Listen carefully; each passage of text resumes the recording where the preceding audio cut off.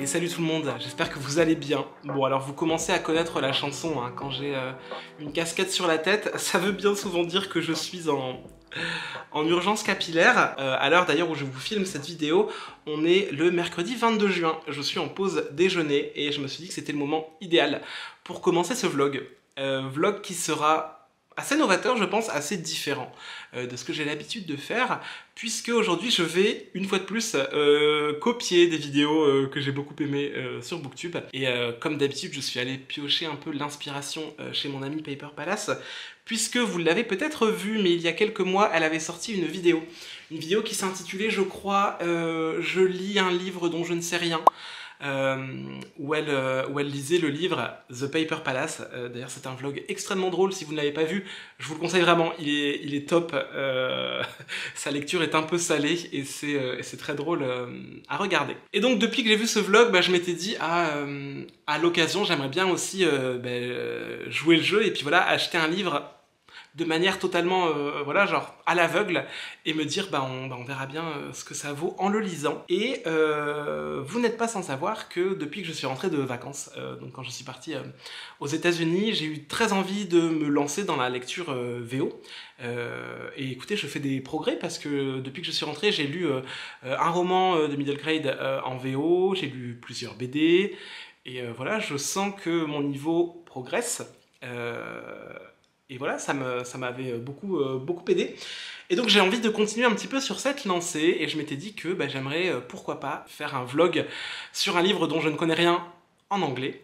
Et écoutez, j'ai trouvé ce livre par hasard, en regardant une vidéo sur Booktube. J'ai vu la couverture et je me suis dit, ok, c'est celui-ci, je l'achète, je ne lis rien dessus, et je vais le lire. Il s'agit donc de A Far Wilder Magic, c'est de Alison Saft. Ici j'ai la version en hardback, qui est très jolie. Et alors si vous vous demandez pourquoi est-ce que j'ai choisi ce livre, en fait depuis peu je me suis mis un petit peu plus à regarder des vidéos du Booktube anglophone, et notamment celle de Darling Daisy, que je vous recommande vraiment, elle a une chaîne magnifique, ces vidéos sont hyper jolies, il y a un côté très cottagecore qui est très agréable à regarder.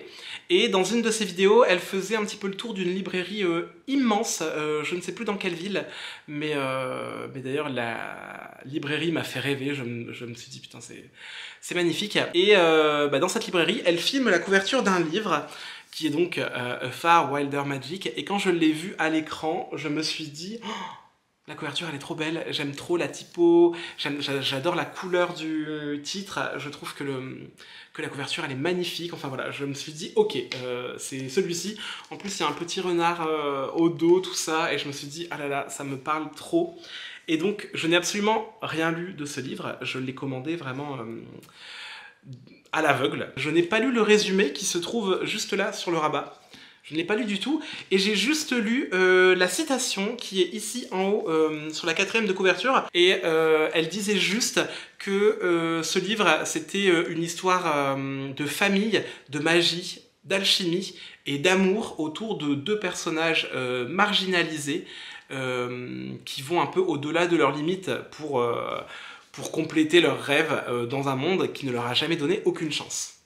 C'est vraiment tout ce que je sais sur ce livre, et je me suis dit ok, ça a l'air super cool.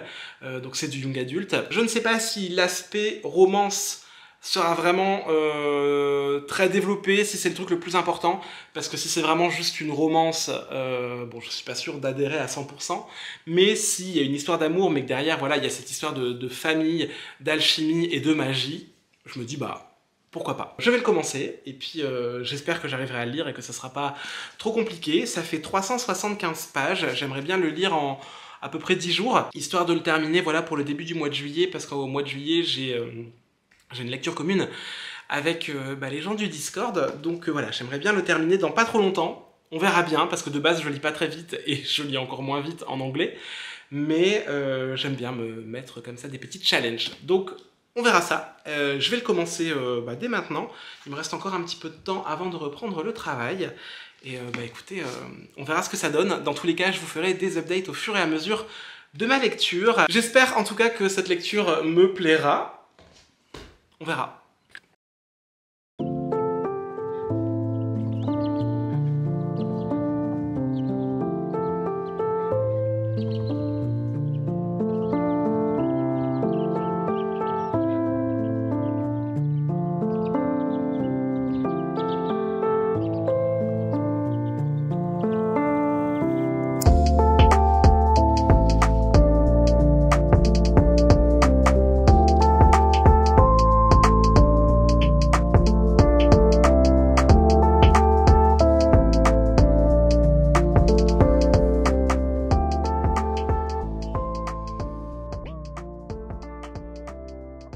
on se retrouve 2 jours après, toujours dans mon salon d'ailleurs, et toujours sur ma pause déjeuner.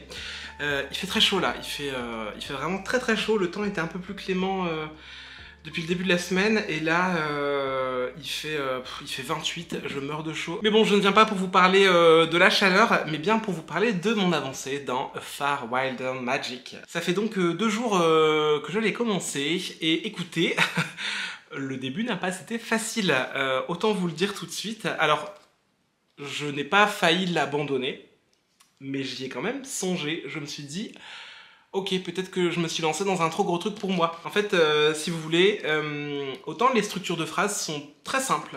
Vraiment, là-dessus, il n'y a pas de problème.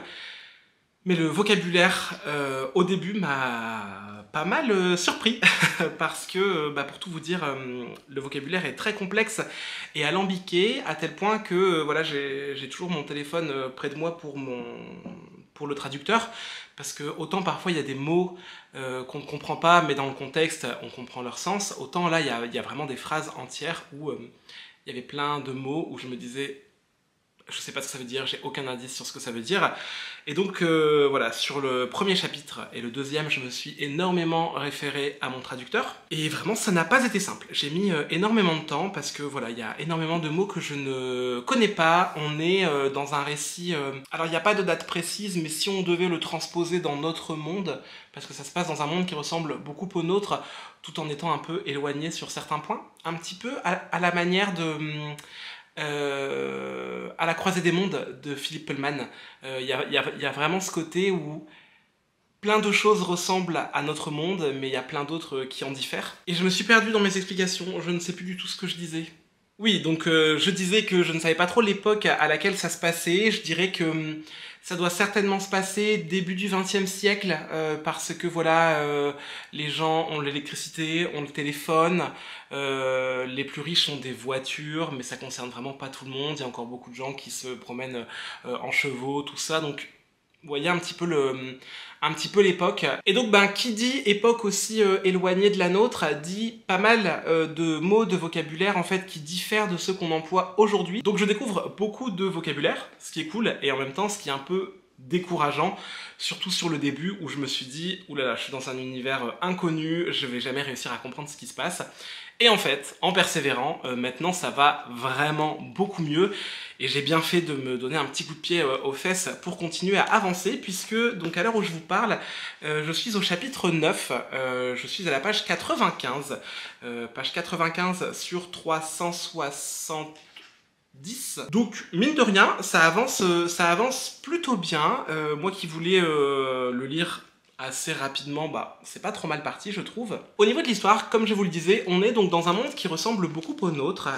On est dans un pays qui s'appelle le New Albion. On a d'ailleurs une super carte au tout début du livre. Et en fait, le livre commence avec Margaret, qui est une jeune femme qui a entre 18 et 20 ans, je dirais, qui habite un petit peu en marge de la ville, puisqu'elle habite dans la ville de Wigton, mais elle est un petit peu éloignée, un petit peu genre en campagne. Elle vit dans un grand manoir, et cette jeune femme, cette jeune fille, vit seule. Elle vit seule parce que, au début du récit, on apprend que son frère est décédé. On ne sait pas trop comment, mais je pense que ça va être un ressort assez important de l'histoire et de la psychologie de ce personnage. Donc son frère est décédé, son père est parti, et sa mère, depuis l'explosion un petit peu de cette famille, est aux abonnés absente, puisque sa mère est une alchimiste, et elle part très souvent en déplacement pour faire de la recherche, tout ça, et elle part des mois et des mois, sans dire à sa fille quand est-ce qu'elle rentrera. Elle rentre, elle reste quelques jours, et elle repart pour des mois, et donc elle laisse vraiment sa fille... dans l'attente et dans la solitude. Donc Margaret, c'est une jeune fille très seule, très triste, on le sent, elle est très mélancolique, elle est cachée derrière une carapace vraiment où elle se persuade qu'elle est solide, qu'elle est forte, qu'elle est faite pour vivre seule. Faut pas trop lui chercher des noises, parce que elle est un peu badass, elle est un peu agressive, un petit peu... sauvage quoi. Et en parallèle à ça, on suit un autre personnage qui s'appelle Wes, qui vient d'une ville un peu plus au nord, une ville très riche, vraiment un peu genre la capitale quoi, la ville de Dunway, donc ville très industrialisée pour le coup, où là pas mal de gens ont une voiture, tout ça, là où la ville de Wigdon est beaucoup plus campagnarde quoi. Et en fait Wes c'est un jeune homme qui veut devenir alchimiste. Malheureusement il a fait pas mal de formations, donc avec des tuteurs qui à chaque fois l'ont viré parce que soit il n'était pas assez bon, soit il échouait dans ses examens, et il s'est fait mettre à la porte par pas mal de tuteurs et de tutrices, et il entend parler d'une alchimiste qui vit donc dans la ville de Wigdon, qui est donc la mère de Margaret, et il se dit que c'est peut-être sa dernière chance, sa dernière carte à jouer, et donc il quitte sa famille qui est composée de ses sœurs et de sa mère, parce que lui a perdu son père il y a des années. Et donc il descend en train jusqu'à la ville de Wigdon. Et alors quand il arrive dans cette ville, bon bah déjà il se prend un petit peu la claque, le choc des cultures, parce que tout est très différent dans cette ville qui est très rurale. Il se rend au manoir où vit Margaret, il se présente à elle et voilà, il lui dit ben voilà, je cherche votre mère pour suivre un apprentissage en alchimie. Et Margaret lui claque la porte au nez en disant que sa mère ne prend plus d'étudiants. Lui se retrouve un petit peu comme un béné sous la pluie devant la maison. Et pendant plusieurs jours, à force d'insistance, Margaret va finir par lui ouvrir la porte et va lui proposer de loger le temps que sa mère rentre. Elle va un petit peu lui mentir pour garder bonne figure et elle va lui dire voilà, ma mère rentre dans 2 semaines. Et donc les deux vont cohabiter pendant 2 semaines de manière vraiment pas très simple parce qu'ils sont pas très compatibles. Et alors en parallèle à tout ça, parce que pour l'instant genre vous allez me dire bah ok c'est bien beau comme récit mais où ça mène. En parallèle à tout ça, on a des notions de religion, on a voilà une notion de religion et de croyance. Il y a 3 peuples différents qui croient un peu en la même religion, mais pas de manière similaire. Et au centre un petit peu de ces croyances, il y a donc Dieu, l'unique, qui aurait créé ce qu'ils appellent dans le livre des démiurges. Donc c'est des genres de créatures mystiques, magiques, qui renfermeraient un savoir important pour l'humanité, des savoirs alchimiques, de la magie, enfin bref, des créatures vraiment mythiques. La dernière de ces créatures, qui s'appelle le Hala, H-A-L-A, c'est un renard blanc aux yeux argentés, qui apparaît une fois tous les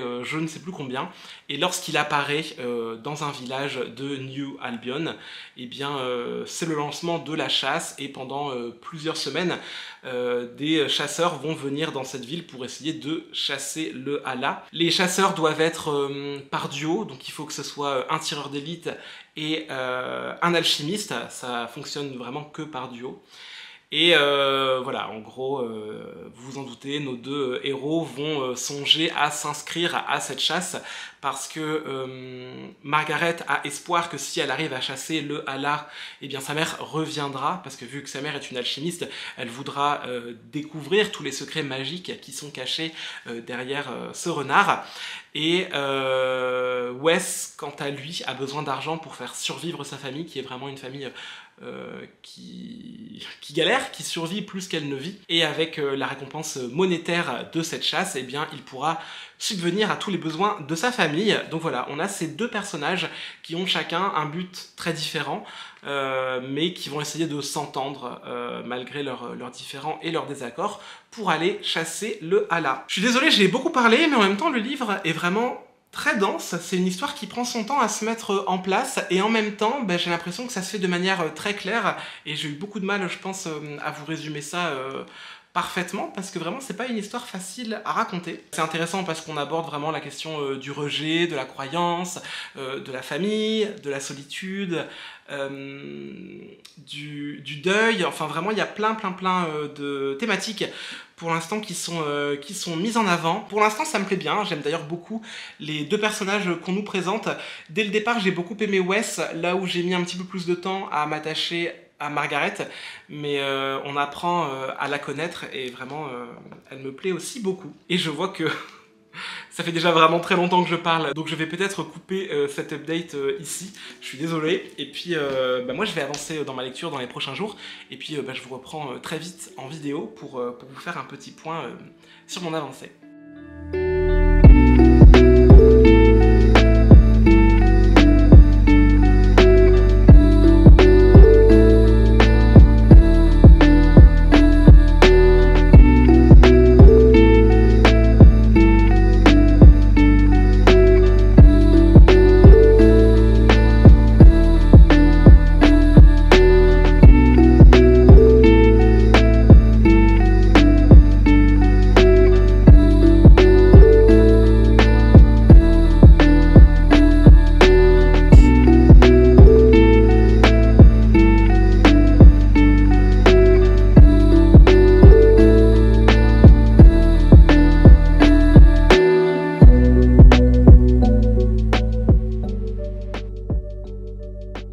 Bon, et ben je vous retrouve aujourd'hui. On est jeudi 30 juin, je crois. Attendez, je vérifie. Nous sommes en effet jeudi 30 juin. Il est 22h45, il est tard.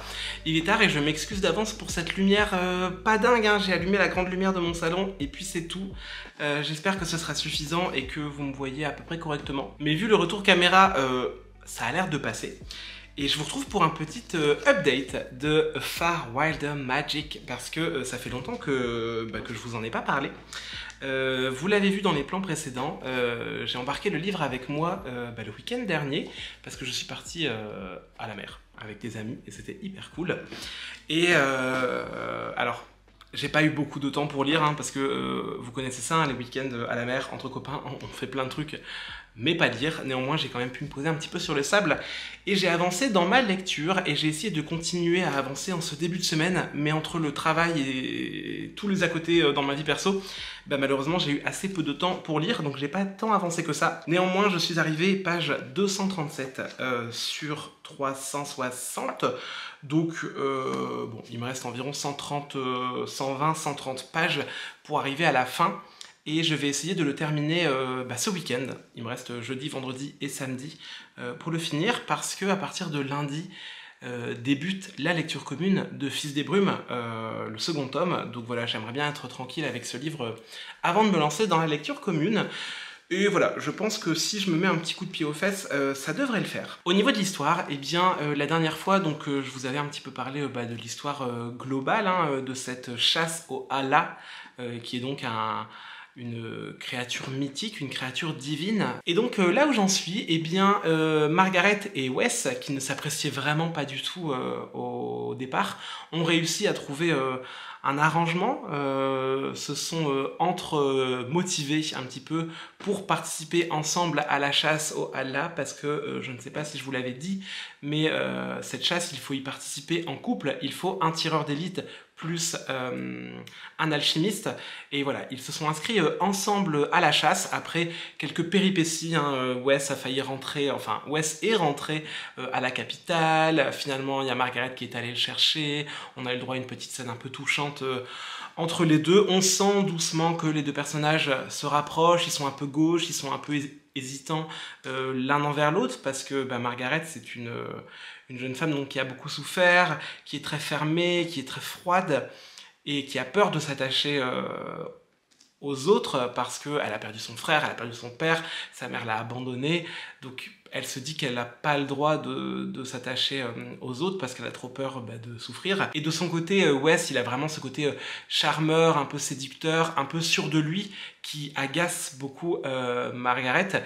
Mais nous, à travers le livre et à travers la narration, on comprend que Wes, c'est quelqu'un qui est vraiment pas sûr du tout de lui, et donc qui se cache derrière ce charme et cette beauté très apparente. Les deux avancent tant bien que mal, ils se préparent à la chasse.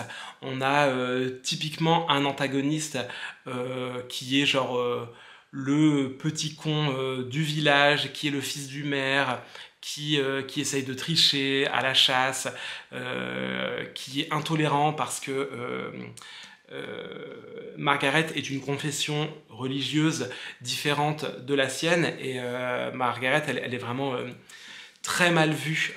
Pour moi, il y a un certain parallèle avec le judaïsme et la manière dont les juifs sont parfois traités dans la société. Voilà, c'est intéressant. Il y a plein de parallèles, voilà, qui sont faits sur la notion de tolérance, de religion, sur le fait aussi d'aller outre ses croyances pour le bien de sa famille. Parce que par exemple, Wes, sa religion à lui, l'interdit presque de tuer des créatures divines parce qu'elles sont censées être vénérées. Or là, il remet un peu en question toute sa confession et toutes les croyances dans lesquelles il a grandi juste pour le bien de sa famille. D'ailleurs, il y a encore beaucoup de mystères autour de la mère de Margaret, sur le pourquoi du comment, de pourquoi est-ce qu'elle est partie. On sait qu'il y a une expérience alchimique qui a très mal tourné. Bref, il y a un truc tout autour de ça. D'ailleurs, j'essaye de vous en dire sans trop vous en dire parce que j'ai pas envie de trop spoil non plus. Néanmoins, voilà, le livre suit son cours, ça me plaît. Je trouve que les personnages sont intéressants, l'intrigue générale me plaît, néanmoins, je suis encore sur ma réserve sur certaines choses dans la mesure où je trouve que l'intrigue avance un peu trop lentement. Il se prépare pour la chasse, ok, c'est cool, mais on aimerait avoir des révélations, et là je trouve que c'est vraiment donné un peu trop au compte-gouttes, et j'aimerais avoir un petit peu plus d'indices, avoir un peu plus de retournement de situation. J'aime beaucoup quand je lis un livre et que chaque chapitre me donne trop envie de me jeter sur le chapitre suivant. Or là, chaque fin de chapitre est très posée, et voilà, ça manque un petit peu de suspense, ça manque un petit peu de cette petite touche de peps qui te rend accro. Néanmoins, je passe vraiment un très bon moment de lecture, et je trouve que la relation entre Wes et Margaret est très jolie.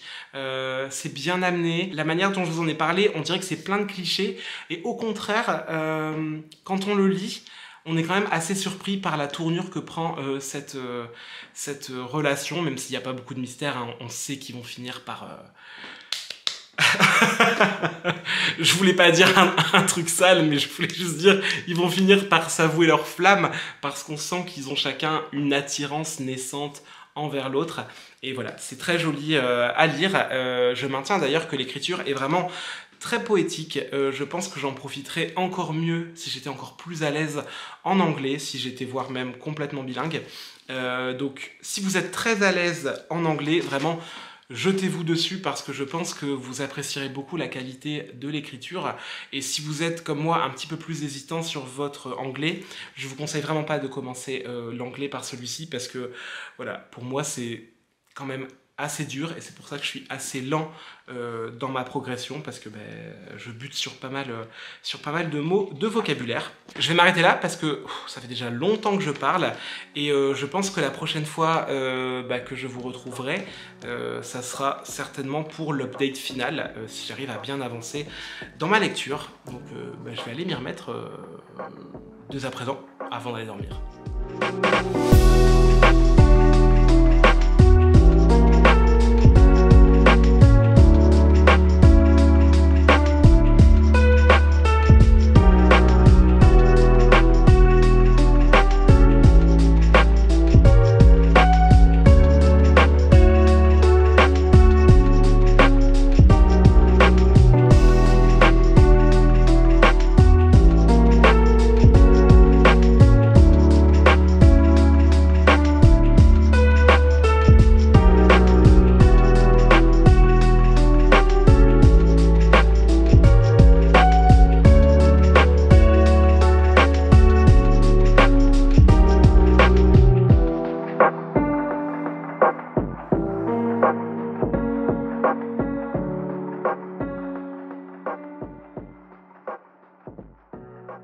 Eh bien, je vous retrouve pour terminer ce vlog lecture. J'ai donc terminé A Far Wilder Magic de Alison Saft. J'ai déjà fini depuis plusieurs jours, genre depuis plus d'une semaine, mais j'avais pas encore pris le temps de filmer un petit peu mon avis dessus et puis de vous en faire un petit résumé global.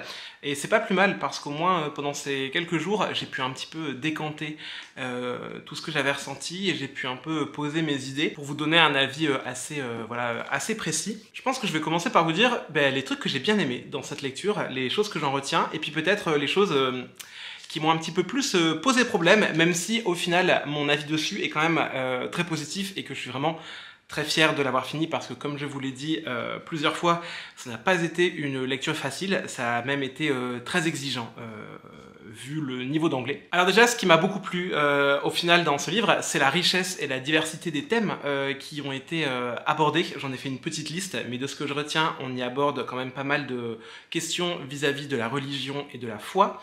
On parle de différence, de xénophobie. Il y a quand même une relation, la relation entre Wes et Margaret, qui est bien amenée et qui est, je trouve, assez naturelle, parce qu'on a souvent des intrigues un petit peu dans la romance Enemies to Lovers qui est assez brutale, là où on sent vraiment tous leurs sentiments qui se développent, qui changent, et ça j'ai trouvé que c'était vraiment très très bien écrit. J'ai aussi noté qu'il y avait tout un questionnement vis-à-vis du rapport à la famille, entre la famille dans laquelle on est, la famille que l'on choisit, et puis aussi le fait de ne pas tout pardonner aux membres de sa famille, sous prétexte que c'est notre famille, et j'ai trouvé que là-dessus c'était quand même très bien amené, parce que c'est souvent très convenu dans les livres, quand on parle de notion de famille, on se dit toujours « Ah bah oui, mais tu peux pas en vouloir pour la vie à ta sœur, tu peux pas en vouloir pour la vie à ta mère, parce que voilà, c'est la famille. » Là, j'ai trouvé que, moralement parlant, il y avait des partis pris qui ne pouvaient pas forcément plaire à tout le monde, parce que pour plein de personnes, la famille c'est sacré. Mais là, j'ai trouvé que tout était très véridique et très bien réfléchi. Et puis d'ailleurs, en parlant de famille, on y aborde aussi la question de l'abus parental, puisque, je vous en ai parlé, mais la mère de Margaret dans ce livre est vraiment pas une bonne mère, si je peux dire ça comme ça. Alors, on apprend dans le livre pourquoi, qu'est-ce qui l'a mené à être si dur envers sa fille, si dur envers elle-même. Comme je vous l'avais dit, il y a eu un genre de tragédie, de grave incident qui est lié à l'alchimie, que je ne vous dirai pas ici parce que voilà, j'ai pas envie non plus de tout vous spoiler, mais on en sait plus sur les raisons du comportement de la mère de Margaret vis-à-vis de sa fille, et j'ai trouvé que c'était quand même très bien amené, très bien expliqué. C'est rare qu'on parle d'abus parental dans un livre, du moins d'abus psychologiques, hein, parce que il n'est pas histoire vous voyez de quoi je parle. Et d'ailleurs, vis-à-vis de cette question d'abus parental, il y a aussi toute la notion de pardon qui est mise en avant. Est-ce qu'on peut tout pardonner, comme je vous le disais, sous prétexte que c'est quelqu'un de notre famille qui nous l'a infligé? Enfin, voilà, j'ai trouvé que toutes ces interrogations étaient vraiment bien posées.